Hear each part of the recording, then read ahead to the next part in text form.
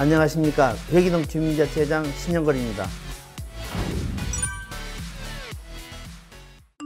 우리 회기동은 주민자치회를 통해서 4개의 분과로 구성되어 있고요. 일단 우리 자치분과에서는 운영 프로그램, 그러니까 어르신들이나 젊은 아주머니들을 상대로 요가나 건강 강좌, 친환경 세제 만드는 거, 이런 거를 주로 중점적으로 하는 사업을 가지고 있고, 또 마을 가꾸기 분과에서는 우리가 담배꽁초 없는 거리를 만들고자 담배꽁초함을 제작을 하여서 각 요소에 배치해서 꽁초가 없는 거리를 만들고자 노력했고, 올해도 그 사업을 연계해서 계속할 계획이고요. 문화예술분과는 조금 아쉬운 게 코로나19로 인해서 조금 비대면으로 진행을 하다 보니까 그 사업비를 계획했던 게 불용 처리가 되는 바람에 좀 어려운 점이 있어요. 근데 앞으로 좋아질 것 같으면 뭐 예를 들면 직거래 장터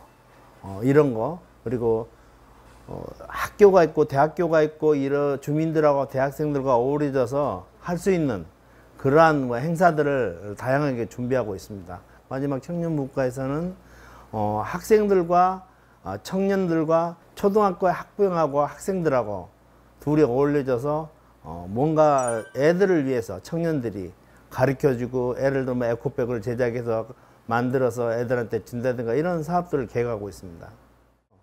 우리 회기동 같은 경우에는 인구는 적지만은 사실 상가하고 거주 주민하고 반반 섞여서 굉장히 활성도 있는 동네고, 또 이 동네에 이동인구가 많아요. 경희어른하고 경희대학교가 있어가지고, 그리고 20대 30대 그분들이 한 45% 50%를 차지하는 거예요, 이동인구 중에.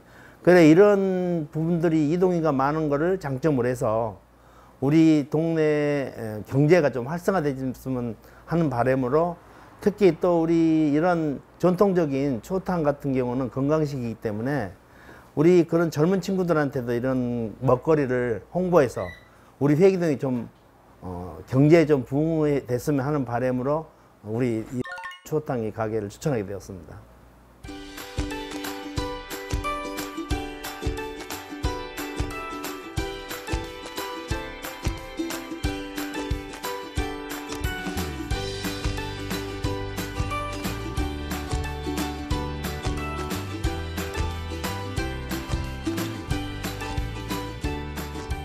네, 안녕하세요. 회기동에서 추어탕을 하고 있는 이효진입니다. 고향은 어디신가요? 원래 고향은 경북 예천입니다. 그럼 예천에서 언제 동대문구에 정착을 하신 거예요?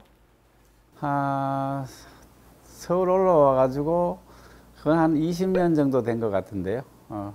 음식점을 하시기 전에 다양한 일들을 하셨다고 들었어요. 어떤 일들을 하셨는지 이야기 좀 해주세요. 그 전에는 제가 이제 호텔에서 일을 하게 됐습니다. 호텔에서 일을 하게 됐고, 호텔에서 이제 F&B, 식음료 분야에서 일을 하게 됐고, 거기서 한동안 하다가 항상 저는 이제 사업을 해야 되겠다는, 개인 사업을 해야 되겠다는 그런 생각을 항상 갖고 있으면서 한 40대 초반 정도 됐을 거예요. 그때쯤 제가 이제 그만두고 내 사업을 하게 됐습니다. 뭐 연구를 많이 했고, 나름대로 또 식음료에 대해서 살아오면서 항상 연구를 많이 해온 터라 그때도 자신감도 있었고, 그렇게 하게 되었습니다. 안정적인 직장이 있는데 이걸 그만두고 이제 자영업을 한다고 했을 때 가족들의 반대는 없었나요? 그건 전혀 없었고요. 사실 우리 애들은 이제 내가 이제 일을 하면서 학교 다니고 어렸으니까 그건 결정사항은 뭐 제가 다 하게 된 거예요. 직장인이셨다가 이제 창업을 하신 건데, 창업의 장점은 뭐라고 생각하세요? 저는 창업을 하면서 항상 이제 사업을 하면서 자기가 어떤 부를 창출하기 위해서는 자기가 뭐 직장을 다닌 거는 어떤 한계를 있다고 생각하면서 항상 저는 사업을 해서 내 부를 창출해야 되겠다, 그런 생각을 항상 살아오면서 가졌고, 또 어떤 실행할 기회가 됐다 싶어가지고 그때 그만두게 되고 이제 내 사업을 하게 됐습니다. 사장이라는 사람은 자기가 오케스트라의 리더메로 그래서 모든 것을 다 할 수 있어야 된다고 생각합니다. 그리고 나는 또 이제 쭉 살아오면서 그런 거를 이제 경험도 많이 하고 항상 노력해 왔고 또 자신감도 있었고 그래서 이걸 하게 된 겁니다. 직장을 그만두시고 어떤 음식점을 하셨나요? 그걸 그만두면서 내가 이제 경희대학교 앞에서 칼국수라는 걸 했습니다. 그때 하면서 또 나름대로 처음 하면서 뭐 그런 대로 잘 되었고 칼국수집을 하다가 어느 시점이 돼가지고 좀 어려울 때가 있었어요. 그때가 2008년도 아마 그 미국의 리먼 브라더 그 사건이 있었을 때 참 경기가 좀 안 좋아가고 어려워가지고 그때 또 그만두게 됐어요. 그러면서 아 내가 뭐를 할까 고민을 하다가 아 그때도 이런 생각을 내가 꿈속에 항상 마음속에 꾸고 있었던 것이 부동산 사업을 한번 해봐야 되겠다 이런 생각을 꿈을 꾸고 있던 차에 그때 이제 사업도 정리하고 그 구미로 내려가서 이제 내 사업을 부동산 사업을 하게 됐죠. 거기서 하면서 또 이제 뭐 관리 같은 거는 이제 관리 전문적으로 하는 회사에다 맡기고 하다 보니까 시간이 좀 많이 있어가지고 그때 또 이제 울산에 가가지고 울산에 그 내에 있는 또 식당 중식당도 해보게 되었고 또 중식당을 하다가 다시 또 대구에 와서 대구 또 이제 피자집 피자 뭐 체인점도 한번 하게 됐고 여러 가지로 많이 해봤습니다.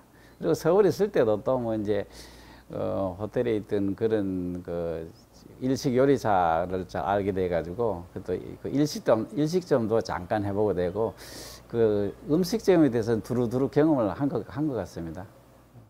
다양한 음식들을 하셨는데 이 업종이 바뀔 때마다 요리는 따로 배우신 건가요? 아니면은 직원을 두신 건가요? 내 한 철학이 나름대로 나는 이제 홀에 일을 하면서도 주방의 일이나 또 옆에 있는 동료들이나 항상 일을 내가 열심히 도와주고 또 내 주위를 또 편안하게 내가 도와줌으로 해서 내가 어떤 경험도 많이 쌓게 되고 또 호텔 주방에 가서 또 일도 도와주고 설거지도 해주고 이렇게 하다 보니까 주방에서도 많은 일을 이제 남 모르게 이렇게 배우게 된 점이 많았습니다. 이렇게 서울에서 일식집까지 하시다가 지금은 추어탕집을 하세요. 추어탕집을 하게 된 이유가 있을까요?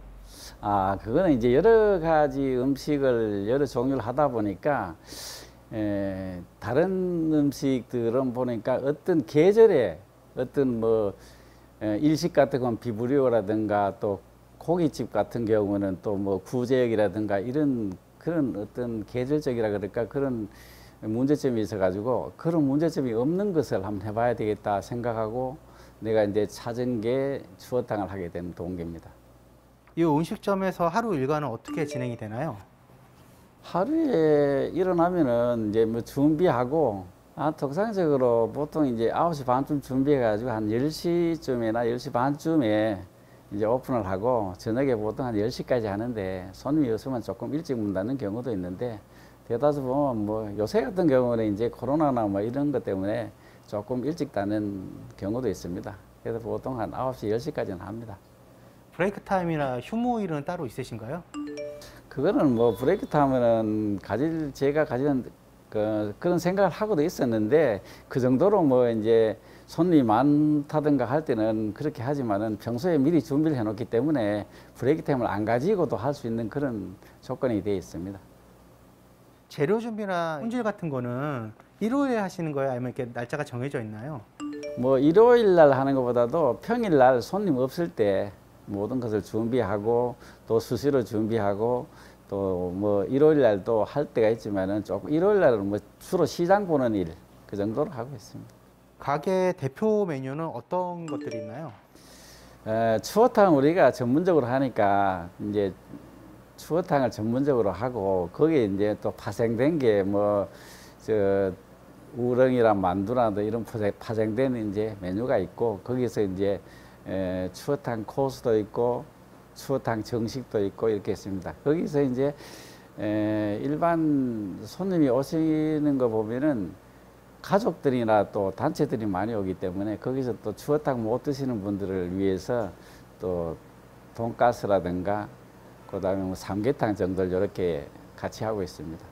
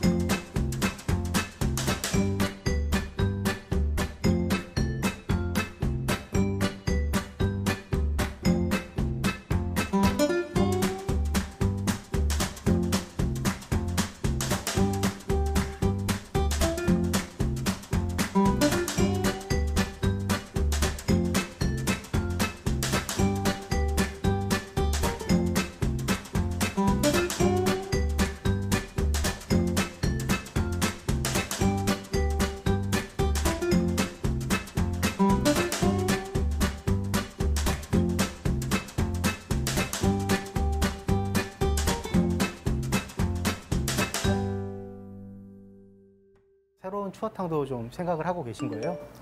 제가 추어탕을 연구하고 좀 개발을 할 때 사실은 내 인생에서 그래도 한 40년 동안 살아오면서 식음료 분야를 오래 했는데 나름대로 이제 이렇게 해서 내가 이거를 경험을 갖고 있으면서 그냥 내가 좀 적기는 좀 아쉬운 마음이 있어가지고 나름대로 연구 개발을 했습니다. 하고 또 앞으로도 또 그런 사실은 욕심이 많아가지고 여러 가지 하고 싶은 그런 생각이 있었는데 또 그걸 하게 돼 요새 또 건강이 또 사실은 나이를 좀 먹고 하니까 건강이 따라주지 않아서 욕심만 있지 사실은 그거는 또 하기가 좀 욕심뿐이다라는 생각이 듭니다. 추어탕을 어떻게 먹어야 맛있게 먹을 수 있을까요? 추어탕은 대다수 맛있게 먹는 방법은 보통 사람들이 이제 추어탕에다가 밥을 다 말아서 먹는데 그러지 말고 밥을 몇 번 나누어서 먹으면은 더 맛있게 먹을 수 있고 들깨가루라든가 이런 걸 많이 넣고 또 향료를 많이 넣는데 사실은 그거를 끓이면서 모든 것이 들어갈 만큼 들어가고 레시피에 다 거기 잡혀 있기 때문에 많이 넣을 필요가 없고 거기서 자기가 이제 간이 안 맞으면은 조금 뭐 보태서 먹는 정도 그렇게 하면 아마 맛있게 드실 수 있을 겁니다. 지금 배달은 하시나요? 배달은 뭐 여러 가지 생각해 봤는데 사실은 배달에 대해서 코스트가 너무 많이 시갖고 그거는 저희들이 배달은 좀 생각하지 않고 있습니다. 예. 직접 오셔가지고 포장은 가능한가요? 포장은 우리가 이제 주로 포장을 해주는 게 손님들한테 이제 여러 가지로 이제 특추어탕이라는 걸 만들어 놨는데 그거는 양을 좀 많이 해가지고 또 어르신들이 주로 많이 오기 때문에 집에 가서 두 끼 드시라고 특추어탕을 만들어 양을 좀 많이 해준 부분이 있습니다. 그 많죠. 코로나 전에는 진짜 뭐 손님도 많았고 점심 때는 그냥 뭐 보통 단체도 뭐 3개, 4개씩 있고 뭐 또 하루 종일 손님이 계속 오고 그랬는데 코로나 오고부터는 진짜 상관 안 됩니다. 추어탕 드시는 분들은 대다수 보면은 한 50대, 60대 이상으로 생각하면 될 거예요. 그런데 여기 좀 이제 하다 보니까 젊은 층들도 가끔 이제 부모님 따라오고 뭐 이렇게 오다 보니까 요새는 젊은 층도 많이 찾아오는 편이에요. 그리고 이제 30대, 40대도 나이를 먹으면 한 50대 정도 되면은 아마 추어탕 좋아하고 그러시더라고요. 요새는 젊은 층도 또 꽤 많이 오시는 편입니다. 특유의 냄새가 있잖아요. 비린내나 이런 걸 제거하는 방법이 있으신가요? 그 비린내가 나고 이런 분들이 대다수 이제 선입견에서 이제 추어탕을 안 드시고 이런 분이 있는데 와서 한번 드셔보시면은 냄새는 안 나고 또 비린내 나는 거는 뭐 콩이라든가 뭐 이런 걸 넣어서 잡는 방법이 있고 된장을 넣어서 이렇게 끓일 때 다 잡으니까 그 부분에 대해서는 뭐 걱정 안 하시고 저도 큰 문제는 없다고 생각합니다. 추어 물만두가 있더라고요. 이건 어떻게 만들어진 만두인가요? 추어 물만두는 일반 물만두하고 틀리게 피 자체를 추어 액기스로 만들기 때문에 일반 물만두 같은 경우는 드셔보면 아마 질리는 경우가 있는데 이 추어 물만두는 아무리 많이 드셔도 질리지 않은 그런 장점이 있고 일반 오시는 분들도 그렇게 말씀 많이 하시니까 그거는 뭐 참 제가 이제 뭐 판매를 하고 있으면 진짜 맛있다 이렇게 말씀드릴 수 있습니다. 만두도 있고 이제 두부가 들어가거든요. 두부는 왜 들어가는 건가요? 두부는 그걸 드시면서 이제 김치를 이제 볶아서 같이 내주기 때문에 그거를 또 좋아하시는 분들도 있고 또 코스별로 이렇게 드시기 때문에 그거를 또 이제 괜찮다고 생각하시고 또 뭐 손님을 모시오는 분들은 그래도 코스라는 개념을 갖고 또 주문하는 경우도 있고 뭐 그 만족도가 대단히 높습니다. 이 샐러드 원래 기본적으로 나오는 밑반찬인가요? 예. 샐러드는 기본적으로 우리가 주는 이유가 있습니다. 보통 보면 뭐 양식에 보면 샐러드를 주기도 하는데 우리는 샐러드를 주는 이유가 식사를 하기 전에 호텔이나 뭐 양식을 먹을 때 가면 에피타이저라고 줍니다. 에피타이저를 주게 되면은 식사하기 전에 입맛을 돋구는 그런 역할을 하는 겁니다. 그래서 우리 집에 오시는 분들은 이제 샐러드를 주는데 샐러드만 좋다고 또 많이 드시는 분도 있는데 개념은 사실은 그 식욕을 돋구기 위한 개념이지 다른 뭐 음식을 뭐 이제 어떤 양을 채운다는 그런 개념은 아닙니다. 예. 이제 장사를 오랫동안 해 오시면서 좀 시행착오를 겪었던 순간이라든지 조금 후회했던 순간이 있으신가요? 뭐 지금까지는 살아오면서 뭐 힘든 건 몰랐고 또 뭐 당연하게 또 내가 하고 싶어서 또 열정적으로 하고 싶어서 하는 거기 때문에 그런 건 없었고, 작년에 이제 큰 수술을 하다 보니까 좀 몸이 좀 힘들고 마음 같이 안 따라줘서 조금 힘든 좀 있었고, 그전에는 뭐 그런 건 없었습니다. 내가 사업하고 싶어서 했고 열정적으로 하고, 지금도 마음은 변함이 없는데 몸이 안 따라주는 거죠. 사장님은 장사를 언제까지 하고 싶으세요? 뭐 내 건강이 따라주는데 한두 가지는 하고 싶은데, 사실은 요사이는 좀 몸이 안 따라주니까 한편으로는 언젠가는 좀 그만두고 나도 또 내 삶의 어떤 편안함을 좀 쉬고 싶은 그런 생각도 사실은 조금은 있습니다. 만약에 건강이 된다면 뭐 다른 거 해보고 싶은 일은 어떤 일이세요? 많지요. 제가 이제 옛날부터 이제 시골에서 자랐고 항상 이제 꿈을 꾸고 있었던 거지. 그냥 시골에서 간단한 이제 야채도 가꾸고 내 정원도 가꾸고, 또 항상 쟤는 뭐 살아오면서 생각이 내 혼자 벌어서 내 혼자 먹겠다는 그런 생각은 사실 가진 적이 없습니다. 그래서 앞으로도 내가 많이 벌면 좀 나눠주고, 또 내가 또 뭐 텃밭을 가꾸고 뭐 동물을 간단하게 뭐 키우더라도 내 친구나 주위 사람들 오면은 좀 나눠줄 수 있는 그런 삶을 살고 싶고, 내 철학이 그러니까 좀 앞으로도 그걸 좀 이루어서만 하는 그런 마음입니다. 네. 나중에는 이 가게는 이제 가족들이 운영하시나요? 아니면 누구에게 물려주실 생각 있으신가요? 사실은 물려주고 싶은데 뭐 가족들이 원하면 물려주고, 또 그렇지 않고 또 다른 분이 하신다 하면은 내가 뭐 전수해주고 이럴 의향도 있습니다. 누구든지 오시면은 그에 대해서는 뭐 내가 뭐 얼마든지 도와줄 수 있고, 내가 또 이 기술을 배운 것을 사장하고 싶은 생각은 없으니까, 항상 전수해줄 그런 생각은 있으니까 누구든지 오시면 도와드리겠습니다. 손님으로 오신 분 중에 추어탕 만드는 거 좀 배울 수 있을까요? 하시는 분들은 없으셨나요? 주위에 몇 분 있었는데 뭐 나름대로 이제 말은 해놓고 또 나중에 또 뭐 얘기 안 하시는 분들도 있고, 또 심지어는 또 여기 뭐 큰 회사에서 왔는지 여기 대해서 관심을 많이 갖고 물어보시는 분들도 많았어요. 기업에서 왔는지 모르겠는데 그런 분들도 많았고, 또 뭐 주위에서 그런 분이 있는데, 요새는 또 코로나 때문에 사실은 좀 여러 가지 그 사회 환경이 좀 저하된 느낌이 있고 그런 면이 있습니다. 장사를 이제 꿈꾸시는 분들에게 도움이 될 만한 말이 있으면 한마디 해주시겠어요?